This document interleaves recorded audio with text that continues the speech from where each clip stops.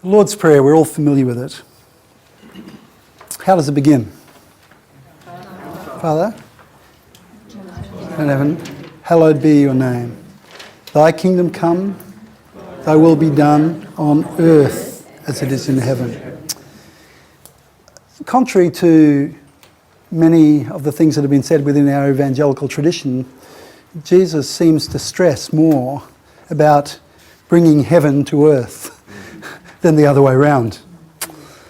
And I would like to suggest to you when Jesus talks about the kind of communities he wants to develop on the planet,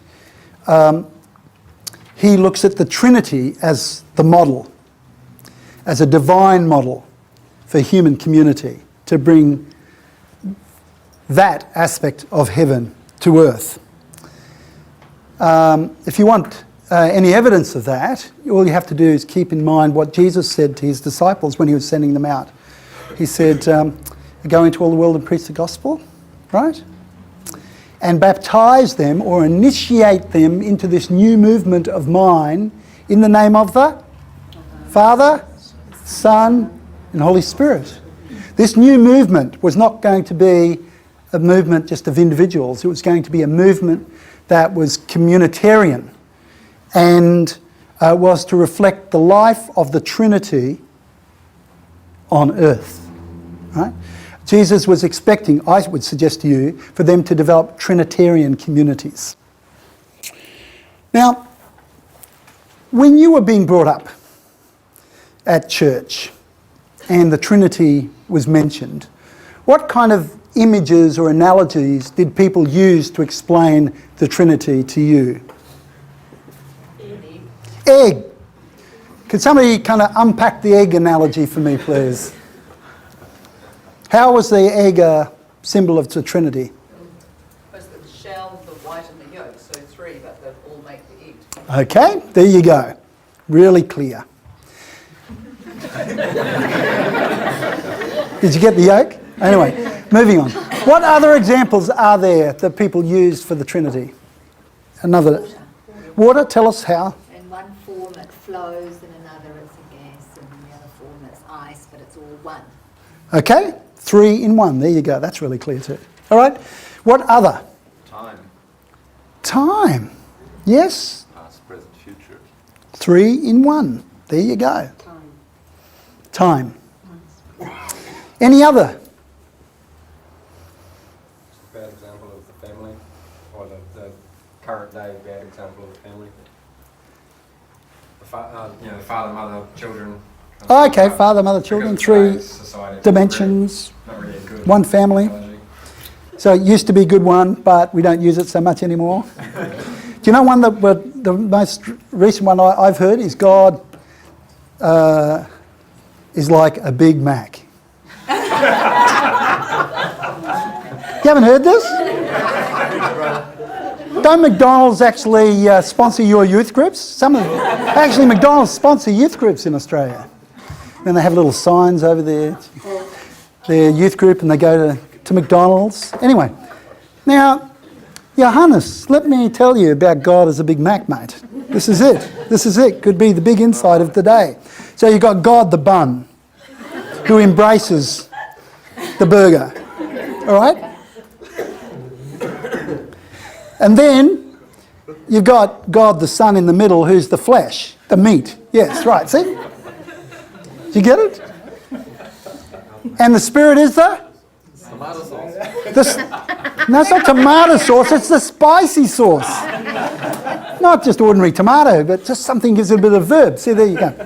Now, all those are great analogies, except for 3 things. They're impersonal, they're non-relational, and they're unbiblical. Is that okay? What I'd like to do is to share with you another image of the community of the Trinity. And if the people down this aisle could spread them both sides, 1 between 2. If we could do that quickly, please. So, now this is an icon, a religious picture painted in Russia by a man by the name of Rublev. Right? This is the Rublev icon.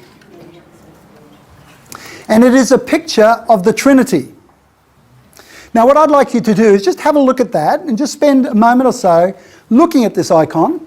This is not, I know, what is traditionally done within Baptist colleges. But have a look at this picture. And I want you to ask the question, what does this picture tell me about the Trinity as a community? What does this picture tell me about the Trinity as a community? Okay, let's have whatever comments you've got to make. Wow. It is open. That's the first thing that struck you. That's normally the last thing that strikes people, but let's pick that up. Often people think of the Trinity as a coterie or as an exclusive club. Father, Son and Spirit incorporated, right? Yeah. But in fact, this picture of the Trinity would suggest that the Father and the Son and the Spirit are a community, but there is room for one more. There's space for somebody else to come to the table. And I think that that's really important because one of the characteristics of the Trinity as a community is gracious inclusivity. What does Jesus say in John chapter 17? I know I've come to the right place to get a reply to this. John chapter 17. He said, what? In verse 20. Anybody like to give me an idea? Yes, that's right. My prayer is not for them alone, the disciples alone. He said, I also pray for those who believe in me through their message. People that they will be involved with in the world, right? Now what does he pray? He says, I pray that all of them may be one, Father, just as we are one. So it's very clear. Jesus is stating that the relationship that the Father and Son and the Spirit have together is to be the model for humanity. I want them to be one just like we are one. But even more amazing is this. He goes on to say, may they also be in us. The Trinity is just not a model for community. It is a community that all people are invited to participate in, to become a part of. That's why we've got all these pictures of heaven as a big feast and people coming from the north and the south and the east and the west to join in this great party. Do you get it? And the Trinity is throwing the party. They are the community who's hosting the event. The thing about the Trinity is there's this gracious inclusivity. Right? So the first thing that we need to keep in mind is any community on earth that reflects the Trinity in heaven needs to be an inclusive community. Right? Where there's place for people. Okay? That's the first thing. What else do we notice when we look at this picture?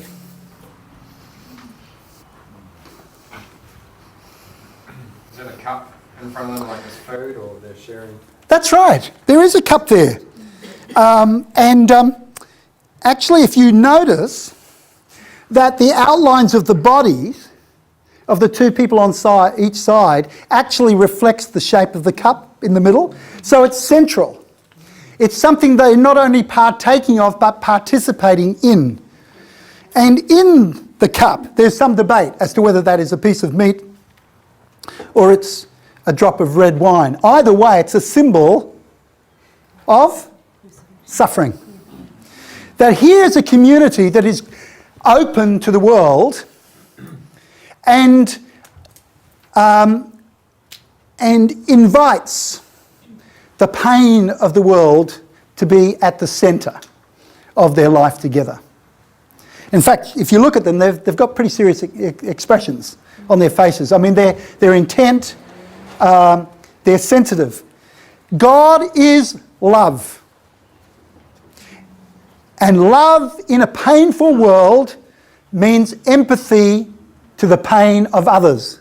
Here is a great community that is an open community, not a closed one, radically inclusive, and it takes in people who are in pain and experiences that pain and shares that pain, right?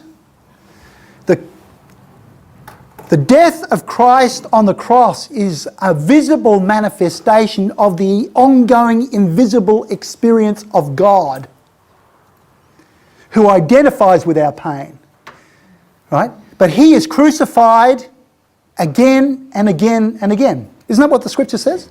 Yeah, he is crucified afresh. But he still opens his embrace towards us and invites us to be a part of his community. And any community on earth that is to reflect the Trinity in heaven needs to be a community that is open to people and empathic to their pain. Is that clear? Okay. What else do we see here? What else does this tell us about the Trinity as a community? Share some things in common and have some things that are different. That's right. So here we've got three persons in relationship to each other. They look very similar. They've all got halos, so they must be holy. They've got wings, but which shows that they're mighty.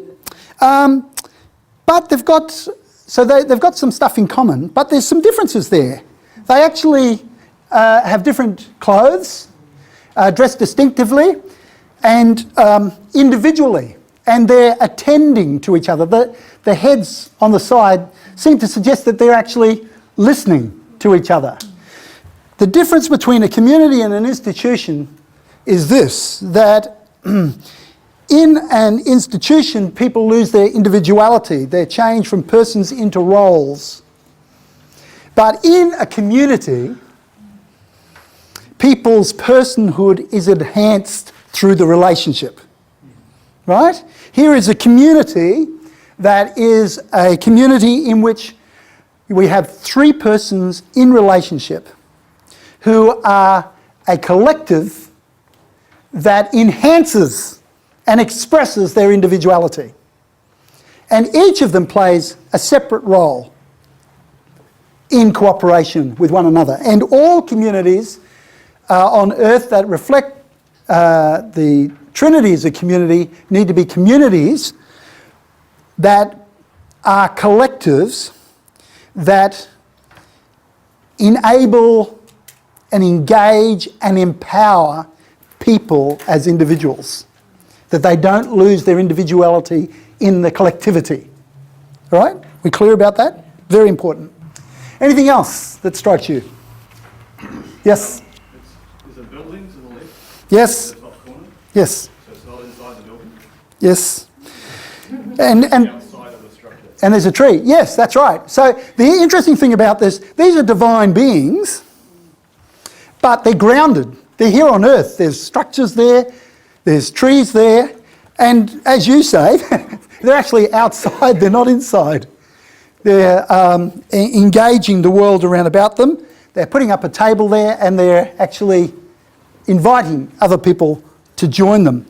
And I think that's an interesting observation about the kind of communities that we need to have on earth, that they're not constrained by our structures, but actually located in places that invite people to participate, whether they feel a part of the structures or not. Okay? Any other reflections people have? They look very feminine. Thank you for that comment. Thank you for that comment. When we were created, it says that we were created in the image of God, male and female. So that that God has both masculinity and femininity. And I think this picture is very fascinating, because we come from a whole patriarchal tradition, and I'm sure the artist was brought up within a patriarchal tradition within the Orthodox Church, and yet when he's painted a picture of the Trinity, he's painted a picture that's as feminine as it is masculine. Now I think that's very intriguing, and I think that's very important. One of the problems with the Trinity is because we've got names that are masculine, we think it's a justification for patriarchy. But I would like to suggest to you patriarchy is part of the curse.